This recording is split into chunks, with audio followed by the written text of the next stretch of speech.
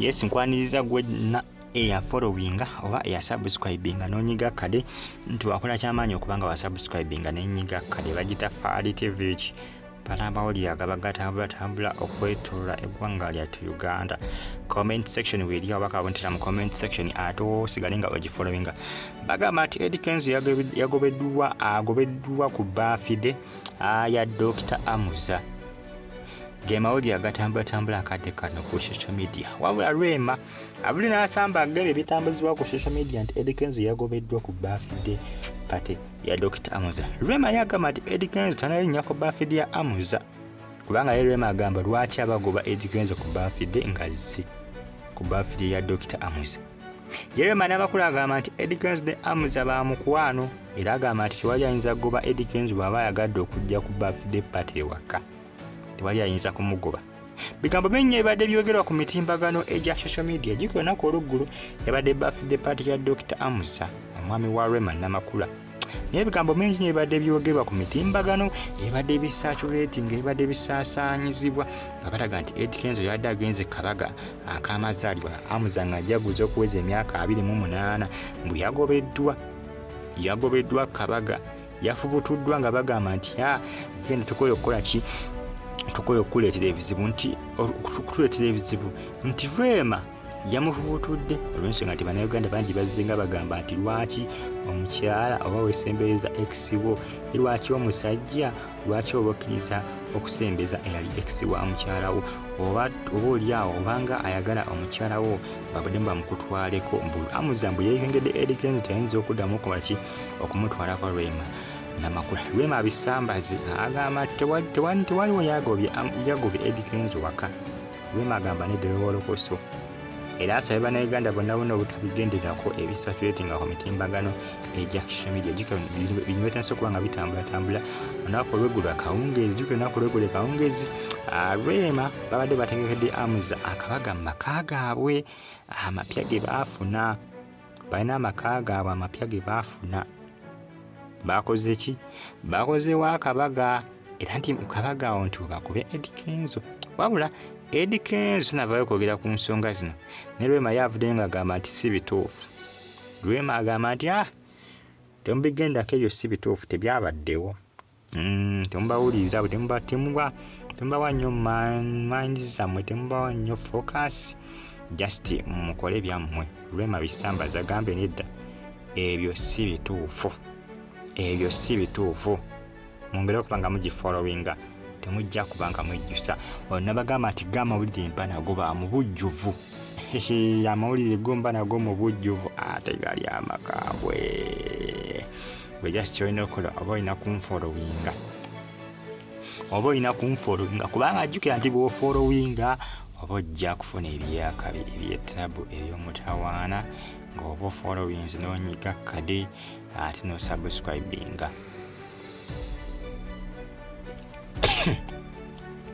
n'osubscribinga followinga subscribinga nyiga kale jimpere ka like kajiboostinga ne kajiyambako okubanga esaturatinga netuuka wangi. Hamza mbagamba nti ifunagobako Eddy Kenzo oyo wolokoso tunamugobako.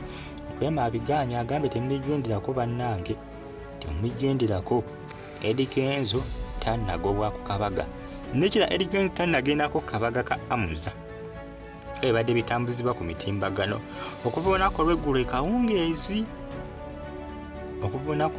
ekawungeezi Eddy Kenzo tanajjawo kabaga tanagobwawo era Rema agamba nti singa Kenzo yagenze ku kabaga yandiyaniziddwa bulungi nnyo kubanga Rema yagamba talaba nsonga lwaki abagoba Eddy Kenzo. Tuvula yeebuuza era bino nga bitambula ku social media naye yeewuunyiza nagayi ate bino nga tebivuddewo ate Rema simanya nga agobye Eddy Kenzo ne Hamza bamukuwa embufumbo bwabwe awo yayise webawandiise ku mitimbagano gya social media. Rema n'agamba bannaye nze Eddy Kenzo sinamugobako taata amalu jjukira Rema yagamba tajja kuyisaamu Eddy Kenzo gaali ng'abasinga bwe baagala nti adde awamu bumaamu ataake nge yabigaana Manya abakyala bangi nnyo obwayawukana n'omusajja bamulaba nga kazambi era bamwogerera bibyerere naye Rema yagamba nedda sijja kumwogerera sijja kumuyisa mu maaso ekitiibwa nja sigala nkimuwa nga tata Amaaru.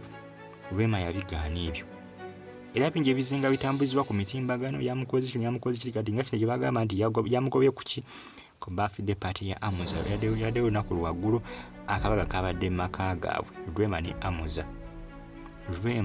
Hamza byebyo bimukola ebitambula akadde kano ku mitimbagano egya social media. Jjukira mbagambe nti Eddy Kenzo tanavaayo kwogera ku nsonga eno naye nga Rema ye yakagyogerako ng'agamba nti si bituufu singa Eddy Kenzo abadde yalabiseewo Kabaga bandimukkiriza kubanga ne Kabaga sigamba nti teyabaddewo kati Rema yeebuuza kati bano bagamba nti bamugobye Kabaga kane Kabaga teyabaddewo baabijjeewa kubanga teyabaddewo Kabaga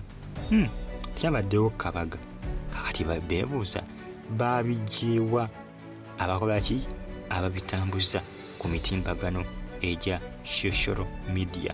Bane mwongere okubanga mugifollowinga abali mu Toronto, Saudi Arabia, mu kibuga Riyadh, abali mu ggwanga lyattu Kampala, mu ggwanga lyattu Uganda mu kibuga ekikulu kye bayita Kampala, batumeddeko n'embeebazi ne mbagamba nti muli babode nnyo.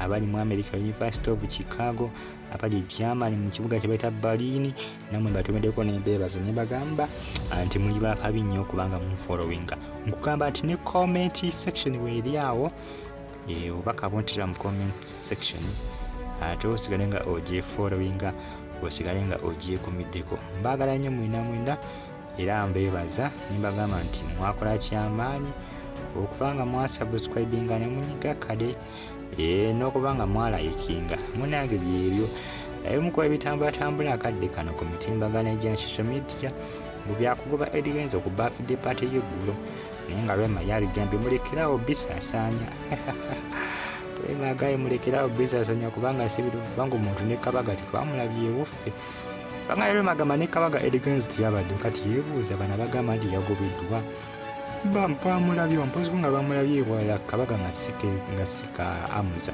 aka birthday nga gye bamugobye naye yagamba tanalabikako waniino yabadde tanalabikako wano yasinga abadde yalabiseewo yandiyanirizddwa mu bitiibwa.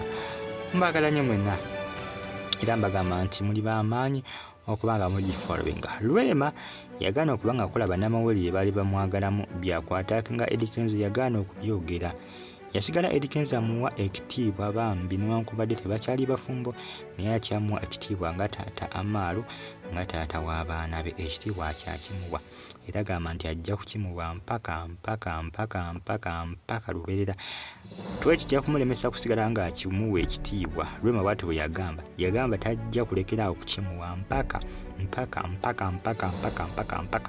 mpaka Fadi Yuginus KBTV Gikara TV Uganda no mpaka lanyi mwena mbere bulungi like ngo commenting mwera.